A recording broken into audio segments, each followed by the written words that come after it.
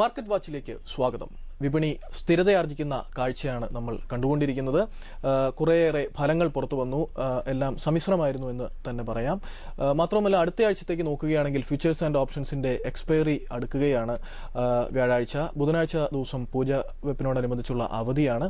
എന്തായാലും വിപണിയുടെ ഗതിയെക്കുറിച്ചും ഓഹരികളിലുള്ള സംശയങ്ങളെക്കുറിച്ചും സംസാരിക്കാൻ hedge equities CEO Shri N Bhuvanendran ചേരുന്നു. ശ്രീ ഭുവനേന്ദ്രൻ, F&O എക്സ്പയറി ഏകദേശം ഏത് ലെവലിൽ? നിഫ്റ്റി 5600 തന്നെ കീപ്പ് ചെയ്യുന്നുണ്ട്, അതോ അതിനേക്കാൾ ഒരല്പം മുന്നോട്ട് പോയി അവസാനിക്കാനാണോ സാധ്യത, അതോ വീണ്ടും 5500 ലെവലുകളിലേക്ക് വരാനുള്ള സാധ്യത കാണുന്നുണ്ടോ? മാർക്കറ്റ് വളരെ ലാസ്റ്റ് വീക്ക് നമ്മൾ ഒരു സ്റ്റഡി നടത്തുമ്പോൾ വളരെ നാരോ റേഞ്ചിലാണ് മൂവ് ചെയ്യുന്നത്. ഇതിന്റെ ഒരു പ്രധാന റീസൺ ഇൻസ്റ്റിറ്റ്യൂഷൻ ആക്ടിവിറ്റി വളരെയധികം കുറഞ്ഞു. അതുകൊണ്ട് തന്നെയാണെന്ന് എനിക്ക് തോന്നുന്നത്. കാരണം last week institution FIs especially 137 crore selling സൈഡിലാണ്. ലാസ്റ്റ് 4800 ഈ ഒരു ലെവലിലേക്ക് നിഫ്റ്റി വളരെ ഷാർപ്പായിട്ടുള്ള മൂവിന് പ്രധാന റീസൺ FIസിന്റെ ഒരു ഫ്ലോ തന്നെയായിരുന്നു. എന്നാൽ FIസിന്റെ ബൈങ് കുറഞ്ഞു, 137 crore സെല്ലിംഗ് ആണ്. അതേസമയത്ത് ഡൊമസ്റ്റിക് ഇൻസ്റ്റിറ്റ്യൂഷൻ 180 crore ബൈങ് സൈഡിലാണ്. അപ്പോൾ ഇതിന്റെ ഈ ഒരു നാരോ റേഞ്ച് മൂവ്മെന്റിന്റെ പ്രധാന റീസൺ ഇൻസ്റ്റിറ്റ്യൂഷൻസിന്റെ ആക്ടിവിറ്റി വളരെയധികം കുറഞ്ഞു. അത് തന്നെയാണ് ഒരു പ്രധാന റീസൺ. ഇപ്പോൾ സനൽ നേരത്തെ ചോദിച്ചതുപോലെ നിഫ്റ്റി 5750 ആണ് ഇനി ഒരു ക്രൂഷ്യൽ ലെവലായിട്ട് വരാൻ പോകുന്നത്. എക്സ്പയറിയോട് കൂടി 700-750 എന്ന് പറയുന്ന ഒരു ലെവൽ ഒരു മേജർ റെസിസ്റ്റൻസ് പോയിന്റ് ആയിട്ട് ഹോൾഡ് ചെയ്യാനാണ് സാധ്യത. ഡൗൺ സൈഡ് 5600 എന്ന് പറയുന്ന ലെവൽ ഹോൾഡ് ചെയ്യാം. ചിലപ്പോൾ ഇപ്പോഴത്തെ രീതിയിൽ മാർക്കറ്റ് ചെറിയൊരു വീക്ക്നെസ് മാർക്കറ്റിൽ ഫീൽ ചെയ്യുന്നത് അത് ഷോർട്ട് ടൈം പോയിന്റ് ഓഫ് വ്യൂവിലാണ്. 5550 എന്ന് പറയുന്ന ലെവൽ വരെ ചിലപ്പോൾ മാർക്കറ്റ് ഡൗൺ സൈഡിലേക്ക് മൂവ് ചെയ്യാം. എന്നാലും മാർക്കറ്റിൽ സ്ട്രെങ്ത് ഉണ്ട്. മാർക്കറ്റ് തിരിച്ചു വരാനുള്ള സാധ്യത വളരെയധികം കൂടുതലാണ് കാണുന്നത്. ഇനി നമ്മൾ റിസൾട്ട് മുതലായ കാര്യങ്ങൾ പരിശോധിച്ചാൽ ഒട്ടേറെ റിസൾട്ടുകൾ വന്നു. തരക്കേടില്ല പൊതുവെ. പ്രത്യേകിച്ചും TCS വെള്ളിയാഴ്ച വന്നത് പ്രവർത്തന ഫലം പതിവ് പോലെ അവർ വളരെയധികം മാർക്കറ്റിനെ ബീറ്റ് ചെയ്യുന്ന എക്സ്പെക്ടേഷൻസിനെ ബീറ്റ് ചെയ്യുന്ന തരത്തിലുള്ള ഒരു ഫലമാണ് പുറത്തു വന്നത്. ഒപ്പം തന്നെ TCSനോടൊപ്പം തന്നെ എടുത്തു പറയേണ്ട കാര്യമാണ് കഴിഞ്ഞ ആഴ്ച മാർക്കറ്റിനെ സ്വാധീനിച്ച പ്രധാനപ്പെട്ട ഘടകങ്ങളിലൊന്നായ രൂപയുടെ വീക്ക്നെസ്. അത് ഇപ്പോൾ ഓയിൽ മാർക്കറ്റിംഗ് കമ്പനികൾ അവരുടെ പേയ്മെന്റ് ഡ്യൂ ആയിരുന്നു. അതുകൊണ്ട് ഇന്റർനാഷണൽ കമ്പനികളിലേക്ക്, പെട്രോളിയം കമ്പനികൾക്ക് കൊടുക്കാനായി ഏകദേശം $5 ബില്യൺ വരെ വിപണിയിൽ നിന്നും ഓപ്പൺ മാർക്കറ്റിൽ വാങ്ങിയതായിട്ടാണ് വിവരം. അപ്പോൾ ഇതെല്ലാം അടുത്ത ആഴ്ച വിപണിയെ സ്വാധീനിക്കില്ല. പ്രത്യേകിച്ചും TCS ഒരുപക്ഷെ തിങ്കളാഴ്ച ഒരു ഗ്യാപ്പ് അപ്പ് ഓപ്പണിങ്ങിന് തന്നെയുള്ള സാധ്യതയാണ് കാണുന്നത്. മറ്റ് റിസൾട്ടുകളും രൂപയും ഇത് എങ്ങനെ പോകാനാണ് സാധ്യത? ഇതിൽ നമ്മൾ ആക്സിസ് ബാങ്ക് വളരെ നല്ല റിസൾട്ട് അനൗൺസ് ചെയ്തു. ഇപ്പോൾ 3 കമ്പനികളാണ് പ്രധാനമായിട്ടും major better above market expectation result എന്ന് പറയാവുന്ന. ഒന്ന് HCL tech, TCS and ITC. ഈ 3 സ്റ്റോക്കുകളായിരുന്നു ബെറ്റർ റിസൾട്ട് അനൗൺസ് ചെയ്തത്. അതേസമയത്ത് ആക്സിസ് ബാങ്ക് ഇൻലൈൻ വിത്ത് മാർക്കറ്റ് എക്സ്പെക്ടേഷൻ ആയിരുന്നു. 7% ആക്സിസ് ബാങ്ക് ബെറ്ററായി. അതേസമയത്ത് റിലയൻസ് ഇൻലൈൻ വിത്ത് മാർക്കറ്റ് എക്സ്പെക്ടേഷൻ 2% ഡൗൺ സൈഡിലേക്ക് മൂവ് ചെയ്തു. സിമെന്റ് സെക്ടർ ACCയും അംബുജ സിമെന്റും മാർക്കറ്റിന്റെ പ്രതീക്ഷയ്ക്ക് ഉയരാൻ ആ റിസൾട്ടിന് കഴിഞ്ഞില്ല. 1.5% ഈ 2 സെക്ടറും 2 സ്റ്റോക്കും ഡൗൺ സൈഡിലേക്ക് മൂവ് ചെയ്തു. റുപ്പി നേരത്തെ സനൽ പറഞ്ഞതുപോലെ ഓയിൽ മാർക്കറ്റിംഗ് കമ്പനികളുടെ ആ ഒരു പർച്ചേസ് ഡോളറിൽ കൂടുതൽ ഡിമാൻഡ് സൃഷ്ടിച്ചു. അതുപോലെ FIസിന്റെ പാർട്ടിസിപ്പേഷൻ ലാസ്റ്റ് വീക്ക് വളരെ കുറവായിരുന്നു. അതാണ് റുപ്പി ഇത്രത്തോളം വീക്ക് ആകാനുള്ള ഒരു പ്രധാന റീസൺ. പക്ഷേ വളരെ ഷാർപ്പായിട്ടുള്ള ഒരു വീക്ക്നെസ് റുപ്പിയിൽ വരാൻ സാധ്യത കുറവാണ്. നെക്സ്റ്റ് വീക്കോടുകൂടി വീണ്ടും FIs ആക്റ്റീവ് ആകാനാണ് സാധ്യത. ഓവർ മാർക്കറ്റ് പോസിറ്റീവ് സോണിലാണ്. ഇനി മാർക്കറ്റിനെ ഇൻഫ്ലുവൻസ് ചെയ്യുന്ന മേജർ ന്യൂസ് എന്ന് പറയുന്നത് 30th വരുന്ന RBIയുടെ പോളിസി തന്നെയാണ്. ഒരു റേറ്റ് കട്ട് മാർക്കറ്റ് പ്രതീക്ഷിക്കുന്നുണ്ട്. അപ്പോൾ ആ ഒരു റേറ്റ് കട്ട് ആയിരിക്കാം ഫർദർ ഏത് ലെവലിലേക്ക് മാർക്കറ്റ് മൂവ് ചെയ്യണം എന്ന് തീരുമാനിക്കുന്നത്. അതുപോലെ FIസിന്റെ ആക്ടിവിറ്റി, ഇൻഫ്ലേഷൻ ഫിഗർ പുറത്തു വന്നു. മാർക്കറ്റ് പ്രതീക്ഷിച്ചതിലും കുറച്ച് കൂടുതലായിരുന്നു. 7.8% ആയിരുന്നു. മാർക്കറ്റിന്റെ പ്രതീക്ഷ 7.6 ആയിരുന്നു. പ്രതീക്ഷിച്ചതിലും കുറച്ച് കൂടുതലാണ്. എന്ത് തന്നെയാണെങ്കിലും ഒരു റേറ്റ് കട്ട് മാർക്കറ്റ് 30th വരുന്ന RBI പോളിസിയിൽ പ്രതീക്ഷിക്കുന്നുണ്ട്. RBIയുടെ പോളിസി തന്നെ നെക്സ്റ്റ് വീക്ക് സ്റ്റോക്ക് സ്പെസിഫിക് ആയിട്ടുള്ള ഒരു മൂവ്മെന്റ് നമുക്ക് പ്രതീക്ഷിക്കാം. ഇപ്പോൾ last week Axis bank 7% better ആയതുപോലെ നെക്സ്റ്റ് വീക്ക് വളരെയധികം റിസൾട്ടുകൾ വരാനിരിക്കുന്നു. Bank of Baroda, Cairn, syndicate bank, L&T, അതുപോലെ മേജർ റിസൾട്ടുകൾ കോട്ടക് മഹീന്ദ്ര, 2 പ്രൈവറ്റ് സെക്ടർ ബാങ്കുകൾ ICICI bank, yes bank, Sterlite പോലെയുള്ള മേജർ റിസൾട്ടുകൾ നെക്സ്റ്റ് വീക്ക് വരാനിരിക്കുന്നു. ഈ റിസൾട്ടിനനുസരിച്ച് മാർക്കറ്റിൽ സ്റ്റോക്ക് സ്പെസിഫിക് ആയിട്ടുള്ള മൂവ്മെന്റ് നമുക്ക് പ്രതീക്ഷിക്കാം. അപ്പോൾ 2 മേജർ റീസൺസ് ആണ്. ഒന്ന് വരാനിരിക്കുന്ന കമ്പനികളുടെ റിസൾട്ട്, 2 RBIയുടെ. നെക്സ്റ്റ് വീക്ക് RBIയുടെ പോളിസി വരുന്നില്ല. നെക്സ്റ്റ് വീക്ക് എക്സ്പയറി തന്നെ ആയിരിക്കാം. ആ ഒരു എക്സ്പയറി 5750 ലെവൽ മാക്സിമം മാർക്കറ്റ് ഒരു പോസിറ്റീവ് സോണിലേക്ക് മൂവ് ചെയ്യുകയാണെങ്കിൽ 5750 ലെവൽ വരെ മൂവ് ചെയ്യാം. നെക്സ്റ്റ് വീക്കോടുകൂടി മാർക്കറ്റിൽ ചെറിയൊരു പോസിറ്റീവ് മൊമെന്റം കണ്ടിന്യൂ ചെയ്യാനുള്ള സാധ്യതയുണ്ട്. ഡൗൺ സൈഡ് മാർക്കറ്റ് ശ്രദ്ധിക്കേണ്ട ലെവൽ 5600 തന്നെയാണ്. പക്ഷേ അതൊരു ക്രൂഷ്യൽ സപ്പോർട്ട് സോണായിട്ട് പരിഗണിക്കരുത്. 5550 ലെവലാണ് വളരെ ക്രൂഷ്യൽ ലെവൽ. അതൊരു ട്രെൻഡ് ഡിസൈഡർ തന്നെയാണ്. 5550 ബ്രേക്ക് ചെയ്യുന്ന ഒരു സാഹചര്യം വരികയാണെങ്കിൽ വീണ്ടും മാർക്കറ്റ് ഡൗൺ സൈഡിലേക്ക് പോകാം. പക്ഷേ ഓവറോൾ മാർക്കറ്റിൽ ഒരു പോസിറ്റീവ് മൂവ്മെന്റ് ഇപ്പോഴും കണ്ടിന്യൂ ചെയ്യുന്നുണ്ട്. നമുക്ക് ചോദ്യങ്ങളിലേക്ക് കിടക്കാം. കോട്ടയത്ത് നിന്നും ഷിബു എബ്രഹാം അദ്ദേഹം ചോദിക്കുന്നത്, സൺ ടി വി, ഡിഷ് ടി വി ഈ രണ്ട് ഓഹരികളിൽ ഏതായിരിക്കും മികച്ച ലോങ് ടൈം നിക്ഷേപം എന്നുള്ള തരത്തിലാണ്. പൊതുവെ വളർച്ചയുള്ള ഒരു സെക്ടറാണ്. പിന്നെ ഈ ഡിജിറ്റൈസേഷന്റെ പൂർണ്ണമായും 100% ആയി കഴിഞ്ഞാൽ ഇപ്പോൾ ഏകദേശം 77% എന്നാണ് സർക്കാരിന്റെ അറിയിപ്പ്. അത് പ്രകാരം നോക്കുകയാണെങ്കിൽ എന്ത് തോന്നുന്നു, രണ്ട് സ്റ്റോക്കും തരക്കേടില്ല എന്ന അഭിപ്രായമാണോ? തീർച്ചയായിട്ടും രണ്ട് സ്റ്റോക്കും വളരെ വളരെ നല്ലതെന്ന് പറയാൻ പറ്റില്ല. രണ്ട് സ്റ്റോക്കിൽ രണ്ട് ഇഷ്യൂസ് ഉണ്ട്. ഒന്ന്, ഡിഷ് ടി വിയെ സംബന്ധിച്ച് ലോസിലാണ്. പക്ഷേ ഈ റിസൾട്ട് വന്നത് മാർക്കറ്റ് പ്രതീക്ഷിച്ച രീതിയിലുള്ള റിസൾട്ട് ആയിരുന്നു. ലോസ് കുറയുന്നു എന്നുള്ളൊരു പോസിറ്റീവാണ്. അതുപോലെ ഡിജിറ്റലൈസേഷൻ വരുന്നത് തീർച്ചയായിട്ടും ഈ കമ്പനികളെ സംബന്ധിച്ച് നല്ലതാണ്. സൺ ടി വിയെ സംബന്ധിച്ച് 2G സ്പെക്ട്രം ഇഷ്യൂവിന് ശേഷം വളരെ ഷാർപ്പായിട്ടുള്ളൊരു കറക്ഷൻ ഈ സ്റ്റോക്കിൽ നേരിട്ടു. ഇപ്പോഴത്തെ രീതിയിൽ ഈ സ്റ്റോക്ക് ഒരു ഫെയർ വാല്യൂവിലാണ് ഡീൽ ചെയ്യുന്നത്. അപ്പോൾ രണ്ട് സ്റ്റോക്കും സനൽ നേരത്തെ പറഞ്ഞതുപോലെ രണ്ട് സ്റ്റോക്കും ഇപ്പോഴത്തെ രീതിയിൽ ബൈയിങ് അഡ്വൈസബിൾ ആണ്. ഫണ്ടമെന്റലി രണ്ട് സ്റ്റോക്കും സൗണ്ടാണ്. ഡിഷ് ടി വിയെ സംബന്ധിച്ചിടത്തോളം ആ സ്റ്റോക്കിൽ ലോസ് മേക്കിംഗ് കമ്പനിയാണ്, പക്ഷേ വാല്യുവേഷൻ ലോവർ ലെവലിലാണ്. ഈ last result, second quarter result loss കുറയാനുള്ള ഒരു സാഹചര്യം ഉണ്ടായി. അത് തീർച്ചയായിട്ടും ഒരു പോസിറ്റീവ് തന്നെയാണ്. ധാരാളം പേർ ചോദിക്കാൻ ആഗ്രഹിക്കുന്ന ഒരു ചോദ്യം, പ്രത്യേകിച്ചും DLF, ദർബാരിലാൽ ഫൗണ്ടേഷൻ, നമുക്കറിയാം രാജ്യത്തെ ഏറ്റവും വലുതും ആദ്യത്തേതുമായ കമ്പനിയാണ്. അരവിന്ദ് കെജ്രിവാളിന്റെ ആരോപണത്തെ തുടർന്ന് ഒരു സബ്ഡ്യൂഡ് നോട്ടിലാണ് ഈ കമ്പനി ഇപ്പോൾ വ്യാപാരത്തിൽ നിൽക്കുന്നത്, ഇടപാട് നടക്കുന്നത്. ഏകദേശം 200 ലെവലായി. ഇത് ഈ ഓഹരിയിൽ എന്ത് സ്ട്രാറ്റജിയാണ് സ്വീകരിക്കേണ്ടതെന്ന ചോദ്യവും ഷിബുവിനുണ്ട്. ഒപ്പം ഇൻഫോസിസ് വലിയൊരു കറക്ഷനിലേക്ക് വന്നു കഴിഞ്ഞു റിസൾട്ടിന് ശേഷം, പതിവ് പോലെ.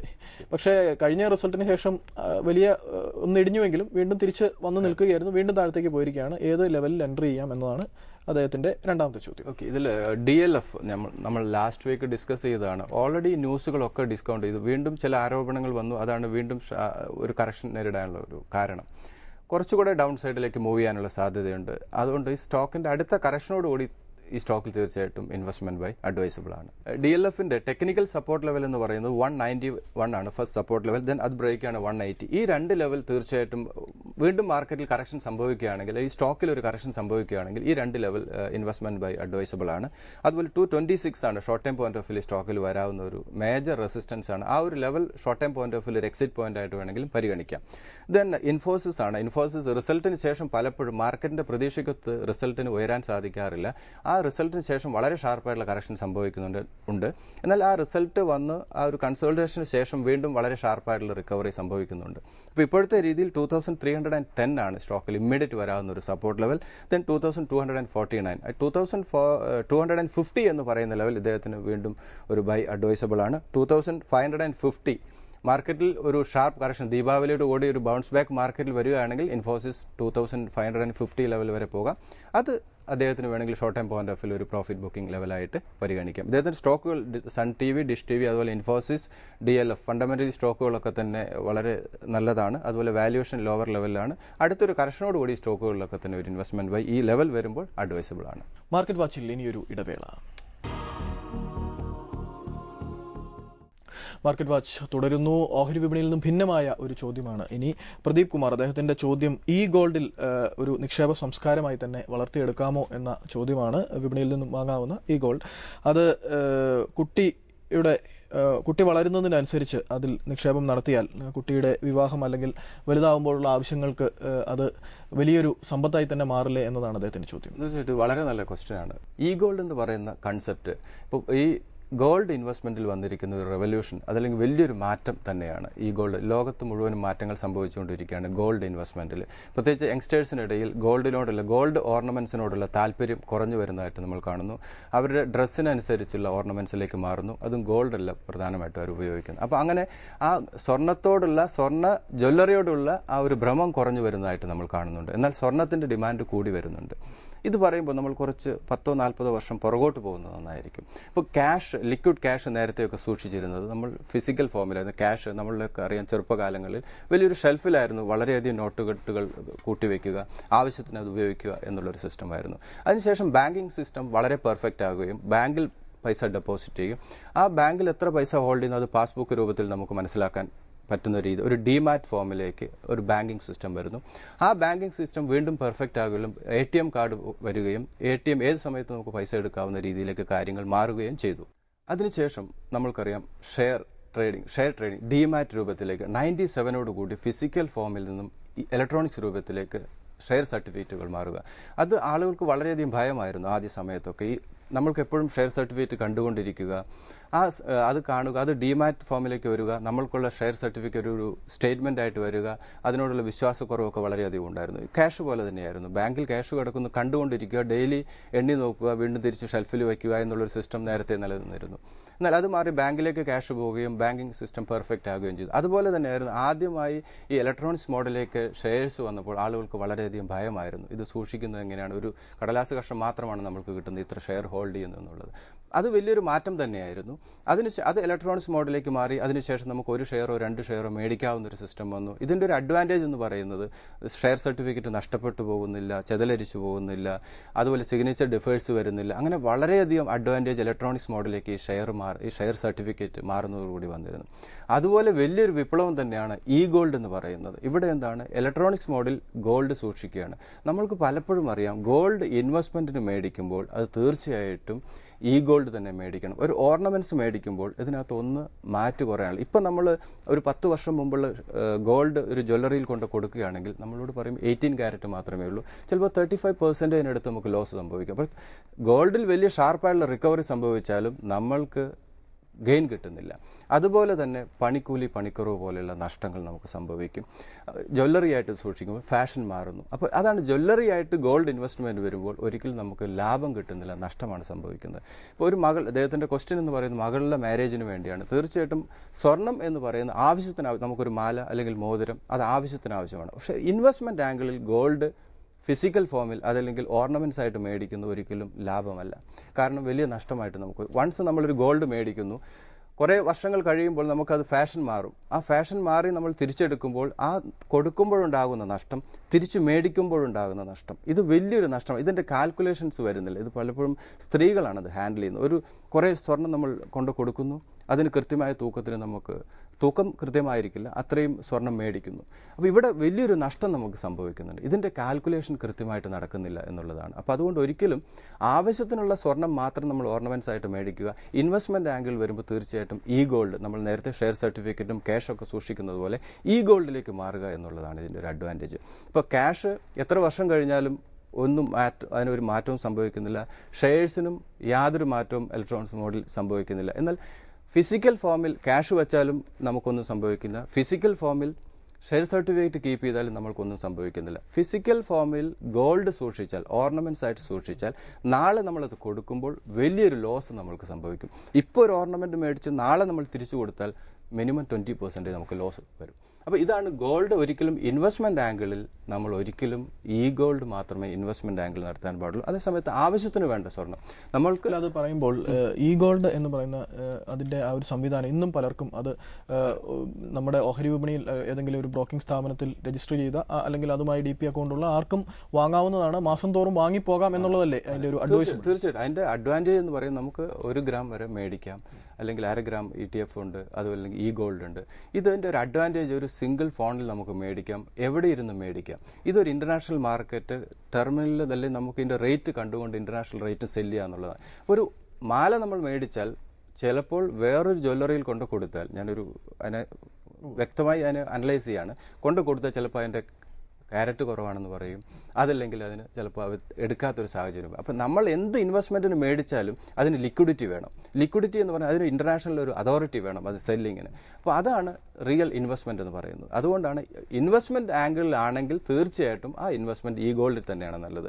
അതേസമയത്ത് നമുക്ക് സ്വർണം മേടിക്കുന്നത് കാണാൻ, ഇപ്പോൾ നേരത്തെ പലർക്കും സ്വർണം മേടിക്കുന്നതാണെന്ന് വെച്ചാൽ അത് കാണണം, അത് എക്സ്പീരിയൻസ് ചെയ്യണം. ഇപ്പോൾ നേരത്തെ ക്യാഷ് ഉള്ളതുപോലെ തന്നെയാണ്, അല്ലെങ്കിൽ ഷെയർ സർട്ടിഫിക്കറ്റ് കാണണം എന്നുള്ളത്. പക്ഷേ കുറേ കാലങ്ങൾ കഴിയുമ്പോൾ അതിനൊരു മാറ്റം സംഭവിക്കും. അത് ഈ ഗോൾഡിലേക്ക് മാറും.